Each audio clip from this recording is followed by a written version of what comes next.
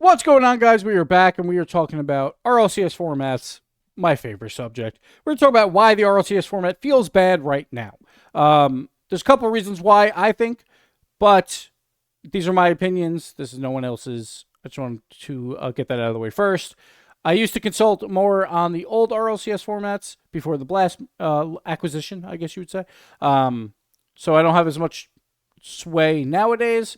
That doesn't necessarily mean my ways are always the better way, because we used to have like that weird point system and stuff like that I had to play in and all of that. No one's perfect. And every format, the number one thing I would say here is every format looks amazing until you use it, right? And then you start seeing those flaws. This happened even this year. They're like, double elimination is back. Everyone's going to love it because we haven't seen it in a year. It's like you forget the flaws that come with every single format, right? Until you use them again and you see those flaws happen. That being said, let's get into it. I'm going to try and be quick here. It's going to be difficult, but I'm going to try. So I'm going to come over here and we're going to bring up some stuff. So first off, the main issue why the RLCS formats feel bad right now is because of things like this. The EU Open number 3 expected groups to come out are very lopsided, right? This happened in SAM as well, with the top 6 in points were all on the same group of 8. So 2 teams had to be eliminated before the top 8.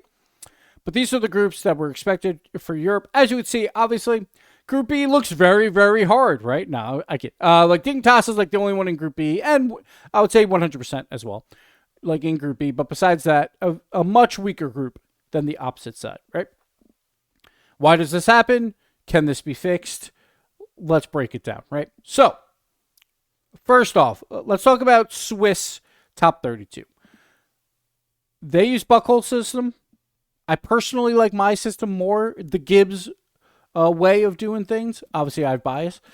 I'm not going to break that down in this video. Like, if you guys want to see that, the old way of doing Swiss versus buckholes. We could do that in a different video. Just let me know in comments below. I can break that down more, the reason why I like my way versus the way we do it now. But that's not why I'm here, right? That's not necessarily the issue. Buckholes is not the reason why we get groups like this, right? That is not the case. You can't really blame it there. The biggest weakness in Swiss is how you see teams out of it, or just in general. The biggest thing that it has going for it is you can take a group of 16 and get a top 8 very, very well, right? It's pretty accurate based on that day's performance, right? Everyone gets 3 tries to win and lose, So you have to win 3, you have to lose 3 to be out. It's better than a double elim, as you can see here, where you just have to win 2 or lose 2, right? Just inherently, by the numbers, you can already see why it's more accurate, right? It's an extra win. It's an extra loss. That means the teams that you play are expanded exponentially, right? For instance, let's look at Dignitas here, right? So Dignitas, they need to be better than 3 teams in order to be top 6 in EU Open number 3, right? They just have to be better than RRG, J-Rocks, and Caliente. That's it. And they're top 6. Doesn't feel necessarily fair, right? Because that's all they have to do. Now, if you go to Swiss, you have to get 3 wins, right? You have to be better than 7 other teams. You have to be basically the best of your 8. So you could kind of take Group B that way. Now, if we did a Swiss, it would be more intermingled. But it could work out this way where Dignitas just has to be better than all of Group B. So you can still get easier brackets, right? The one thing that is nice in Swiss versus a bracket that is published a week ahead of time is public perception cannot, like, you won't have people like annoyed at an easier run through Swiss when it all happens in one day and you don't know it in advance, right? And this is more of a public perception thing versus an actual bracket thing. But these groups obviously are up for about a week, right? Everyone knows that Dignitas has a very easy group, right? Everyone knows that Vitality has an incredibly hard group, or K-Corp has an incredibly hard group. You don't know that going into Swiss because, matches will come in on the fly and then upsets will happen. But upsets happen in every single format, right? If you look at a college March Madness, right? There are teams that make it to the Final Four that have a much easier run because a lot of upsets happen in their side of the bracket, taking out the top seeds, right? So you can get like a 4 seed that comes through having to beat like a 12 seed, a 9 seed, and so on and so forth, and not any of the top seeds, right? That could happen. So that being said, Swiss, great at splitting teams up. It's also just really good at, because of the third win that you need, it's just very good at making you earn it. Because even at 3-1, say, you have to be better than 3 teams to go 2-0, right? Then you lose, so you're not better than that other team. Then you play another team that is 2-1. They had to be better than 3 other teams. There could be some rematches in there, but generally. And then you have to beat that team. So you still have to be better than 8 teams at some point, right? Just not the best of the best. Again, that's to make top 4 in your hybrid bracket. In double elim, again, you only have to be better than 3, but you also could be on the opposite side, right? And you could be in last place because you were just worse than the 3 other teams in your group. And that doesn't feel very fair. Again, it comes down to more about being the worst of 8 teams when you have to do 3 matches versus 4, right? That's the exponential increase that we talk about. So that being said, excuse me. So Swiss into Swiss is ideal, in my opinion. We used to do it that way. I think it was great. The one issue with Swiss is how do you seed out of it, and the seeding gets a little bit unfair, right? It's like at times. We've seen that before. A lot of times in North America, we had G2 and Gen G on opposite sides of the bracket. Then you're good. When they're on the same side of the bracket, you're like, oh, the other teams, the other 4 have a golden opportunity to make a grand finals, get tons of points, and make the major, right? And there's a lot of impact later in the tournament, right, for the top 8.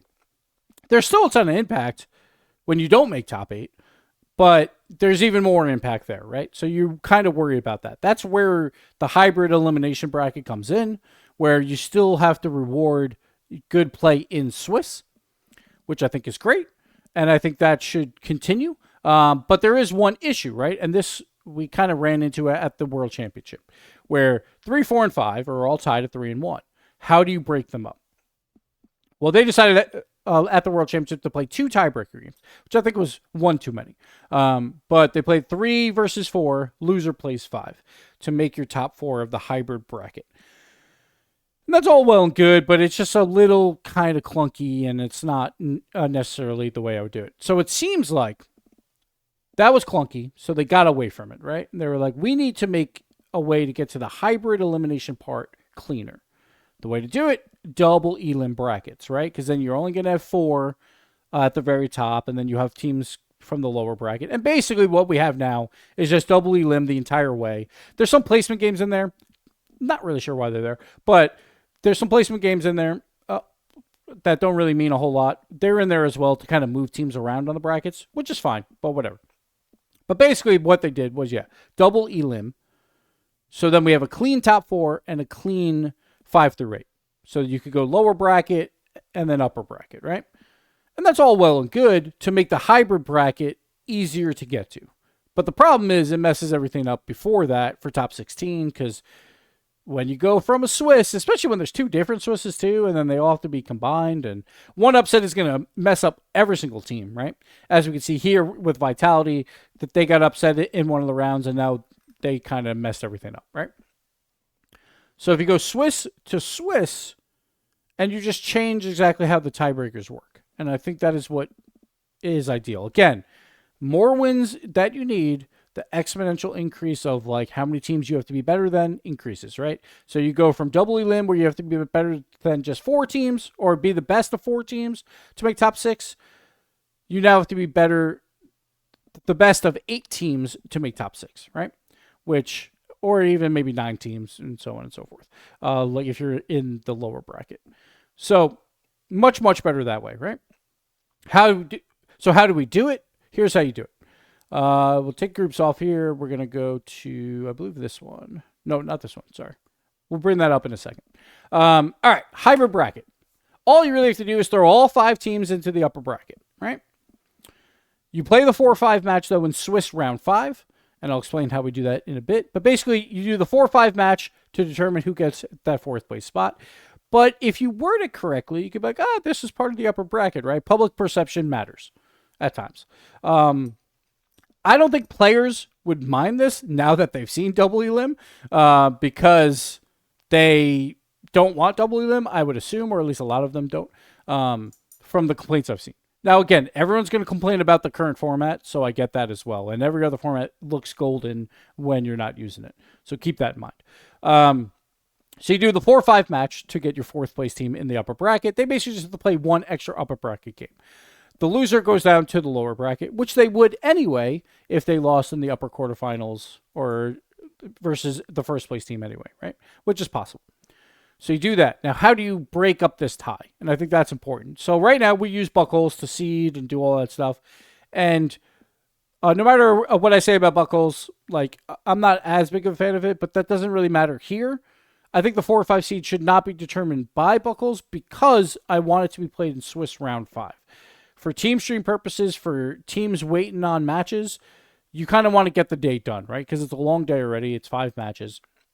So what you do is the tiebreaker criteria would be your better round placement in round 3 and then round 2 as well. So if you're a team that came from the 2-0 round and then you lost and then you won again, so you're 3-1, you're going to have a higher seed than a team that came from the 1-1 round and then went 3-1, right? Because you had, ideally, you had a harder competition, right? Or you went further in the upper bracket of this Swiss. It's the same if you came from the 1-0 round, because if 2 teams come from the 1-1 round or all 3 teams come from the 1-1 round and go 3-1, then you look back at the who went 1-0, who went 0-1. And that's your first tiebreaker break, right? Just how long were you in that upper part of the bracket for Swiss? Then after that, you go to game differential. Then after that, you go to what their seed was when they first joined the tournament. The reason why I would do this again and not use buckles is because buckles you can't use until the entire thing is over. So you would have to wait till round 5 is complete and then play the match. And also, a lot of it's out of your control. Like, I don't really like it for that reason. But more importantly, it's because you want it to be played in round 5 of Swiss. Helps the team streams, helps everyone kind of get the day done, and I think it makes a lot of sense. In order to show this, why don't we look back at some of the old RLCS 24 brackets and see exactly if things would change, where their seeds would be. I'm not sure if they would actually change or not, so that's what we're going to bring up here. So the first one we have is EU Open number 4. I'm going to scroll up here. EU Open number 4 of RLCS 24. And then we'll just go through. So in this case, you have Vitality, Mates, and Luna Galaxy at 3-1. Vitality and Mates both went 2-0. And Luna Galaxy went 1-1. So Luna Galaxy automatically is the 5 seed. We already know that. Then you got Mates and Vitality. They were identical in that placement. So you go down to game differential, and then you get Vitality to move on. So Vitality would be the 3 seed here. Mates and Luna Galaxy would play in a match. It's not always going to work out that game differential matters, but in this case it did.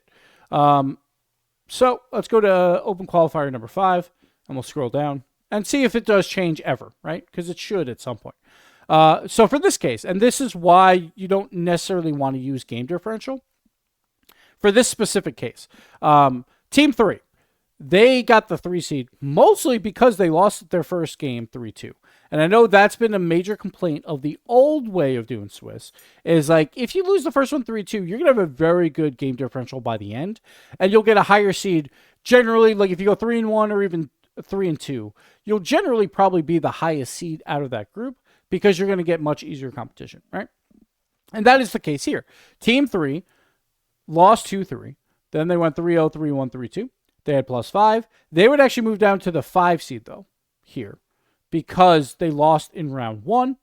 Then you have Mates and Jobless. Both went 2-0. And again, this is the major flaw of the old way, of my way of doing it, is that game differential, if you went 2-0 and you began to falter, your game differential would usually be hurt by this, right? So you would see the 4 or 5 seed, basically, like if you went 2-0, a lot of times you would just automatically be a 4 or 5 seed if you got dusted by the top 2 teams, right? And this is exactly what happened here. Mates and Jobless both got dusted 3-0, 3-1 by the top seeds. So their game differential gets hurt a lot. Even when they come back and do much better in the other round, it still hurts them a lot, right? Compared to Team 3. So in this case, Team 3 would move down to the 5 seed. Mates and Jobless would battle it out. Well, it would actually be then Mates would get the 3 seed. So Jobless would play Team 3 to determine who gets the 4 seed. So Mates would move up, Team 3 would move down, and Jobless would remain in that 4-5 matchup. So that's number 2. So that's basically what I wanted to see out of one of these, and I expected to see it because that was one of the major flaws of the old system, right? So let's look at one more. Why not? We're only going to be in Europe just because it's a little easier. So in this case, it kind of worked out. Luna Galaxy went 2-0. They still had a higher game diff, but they would be there in the 3 seed anyway. K-Corp and Action, they lost in the same round, in round 2. And also, Luna Galaxy beat them. One thing you don't want to use generally, like in these tiebreakers, is necessarily head-to-head. Because one, it's very hard for all 3 teams. Actually, it's impossible, I think, for all 3 teams to have played each other, I think. In the... if they all finish 3-1. And in that case, head-to-head, it still matters because Luna Galaxy played K-Corp, right, in round 2. But they won, so they were in the upper bracket of Swiss for longer. So they would win that tiebreaker anyway. So Luna Galaxy would be the 3 seed. K-Corp and Oxygen would then battle it out in the 4-5. Let's look, I guess, a couple more, because why not? Because we only saw that example once. Let's go to North America, open qualifier number 4, and we'll take a look here again. Shopify Rebellion. Again, perfect example of Team 3 that happened last time, right? They lost in round 1. They would automatically be the 5 seed. OG and Space Station, a lot of upsets in this one. They also lost in round 2, but because Rebellion lost in round 1, they would be higher seeds. So they would be 3 and 4. So OG would actually be technically number 4. I can't remember what the seeds were here. So whoever was the higher seed to begin this, a part of Swiss, which does matter in the top 32 Swiss, would then be the 3 seed, right? And again, it's not perfect, and maybe players will complain, but at the end of the day, you're still in the upper bracket, and you just got to beat who's in front of you, right? It's not like you're being dropped to the lower bracket. And this has always been a thing in any tiebreakers where it doesn't really matter your seed for a major, right? 2 or 3 seed. It just matters that you're there. But if you're tied for 4 and 5 in order to go to the major, then you play a tiebreaker game, right? So, sure, not perfectly fair, but I think at the end of the day, the tournament has to move on, right? So OG, in this case, I guess, would get the 3 seed, and Space Station and Rebellion would battle it out. Let's look at just 5 and 6 here, really quick, to kind of round this out. Here we go again. So G2 lost in round 2. Gen G lost in round 3. So Gen G would move up to the 3 seed. OG and G2 would play in the 4-5 matchup. Now, is this perfect? Probably not, right? But I think this is the best that we can have at this moment. Because, like in this case, both G2 and GG lost to M80. So they lost to the same team, right? But one went further, like in the upper bracket. And that is one flaw of these tiebreakers as well, right? But again, at the end of the day, you have to break a tie somehow. And if you put in another thing of like, well, if they played the same exact teams in round 2 and round 3, then you go to that game differential, then it gets way too complicated, right? At some point, you have to make it a little bit easier. So it's still complicated as is anyway. That's always my problem in formats, is I overcomplicate things. So Gen G would get the 3 seed, even though they lost to the same team, but G2 lost to them a round prior. So G2 wasn't in the upper bracket as long. Then G2 versus OG would play out here. And then finally, let's do the last one, open qualifier number 6. And this is to just show examples of how it could break or how it could be used well. Here again, Gen G. They got the 3 seed. They lost to Rebellion. Space Station also lost to Rebellion, but they lost a round later. Space Station would actually move up here. OG would move up. Space Station would get the 3 seed. Gen G and OG would battle it out. Again, is it perfect? No. But does it do the job? I think it does. So let me know in the comments below what you think of this stuff. And basically, I think the main points to come across here is I know people don't really like buckles right now because it is the thing that is happening now. These lopsided groups are not necessarily the fault of Buckles at all. I don't even know if I'm saying that right. I've said it too much. It's more just double elim is just not going to allow teams to be represented across the entire field of 16 as well as Swiss, only because there's an extra win and an extra loss in there. The exponential increase of you're the best of 8 teams versus you're the best of 4 teams, right? That is the main issue right now. And because of Swiss, the faults it has is seeding is difficult in Swiss. And if there's one upset, it messes everything up. So if you go from Swiss to Swiss, you don't have to worry about that as much to seed a top 16. But to seed top 8, to seed a top 4 and a bottom 4, it doesn't do a bad job there, I would say personally, outside of having to play that one tiebreaker match. So that's what I got here for today. Thank you guys for watching. I tried to make this even shorter. I actually did this twice because the first one was going too long. And we're still at 21 minutes. So thank you guys all for hanging out. Let me know what you guys think.